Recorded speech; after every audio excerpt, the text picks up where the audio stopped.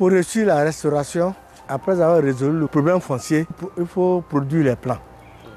Les plants consistent à prendre des graines et puis à les mettre dans des sachets pour mettre en place les pépinières. Donc, en fonction de l'espèce, on va acquérir les graines à la sauce de fort qu'on met en pépinière. À Essoe-Forêt, on a réalisé une pépinière de 700 à 800 plants, à 1000 plants, qui se trouvent là. Il y a un certain nombre d'espèces. Les plus intéressants sont Kaya, Iroko, et puis on a mis aussi Blidia sapinda. Blidia sapinda, c'est une espèce d'arbre qui produit des graines, des fruits à l'intérieur desquels se trouvent des graines qu'on peut utiliser comme arachide. C'est-à-dire dans certaines régions, en période de famine, on peut utiliser ça pour préparer les sauces graines, etc. Ici, j'ai un plant de Blidia sapida. Blidia sapida, c'est un grand arbre. On peut utiliser le bois pour faire les meubles. Comme cet arbre-là est un arbre qui produit des graines, sapida, des graines qu'on peut utiliser comme arachide. Mais les populations ne connaissent pas. On peut même faire une plantation de Blidia sapida pour avoir l'arbre et puis les graines qu'on peut utiliser comme arachide. Blidia sapida, dans certaines régions, dès qu'il y a la famine, les graines sont utilisées pour préparer la sauce graine. Et c'est très très intéressant. On peut manger les graines la crue comme arachide. On peut l'utiliser pour reboiser.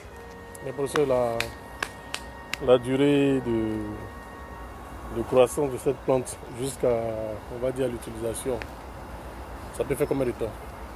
Bon, ça dépend de la taille qu'on veut. Hein. Si on veut un grand arbre, on peut utiliser ça comme des arbres d'ombrage.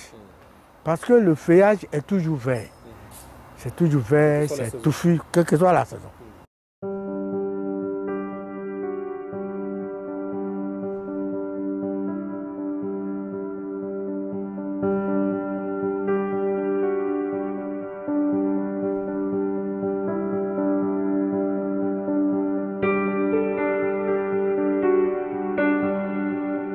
Donc vous voyez ce qu'on a vu là-bas, pépinière, puis qui a atteint cet aspect-là.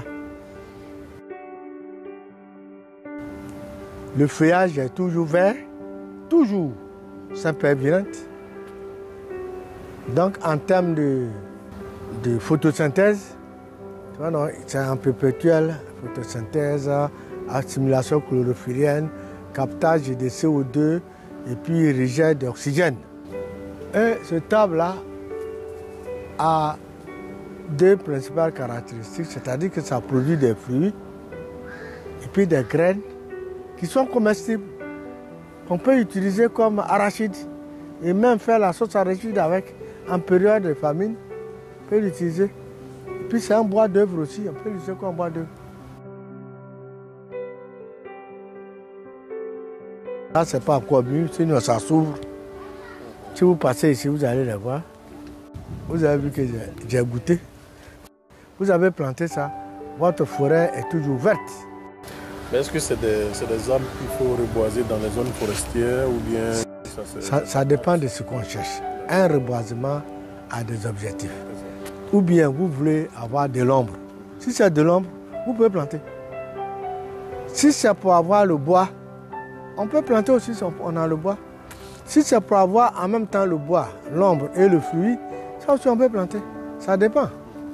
Oui, on peut planter.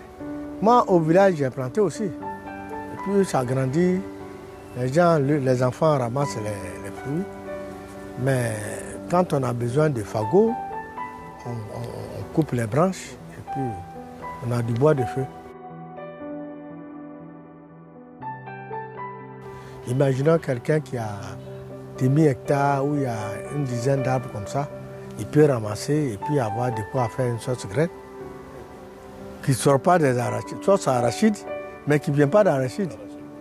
On dit sauce Blidia, sapinda. Puis c'est très intéressant pour la variété des sauces qu'on prépare à la maison. Il faut planter un arbre. Quand vous avez planté un arbre, puis au moment où ça pousse là, vous êtes content, d'avoir planté un arbre, vous voyez l'arbre pousser. Et puis plus tard, si ce n'est pas vous, vos enfants, vos petits-enfants vont utiliser cet arbre-là.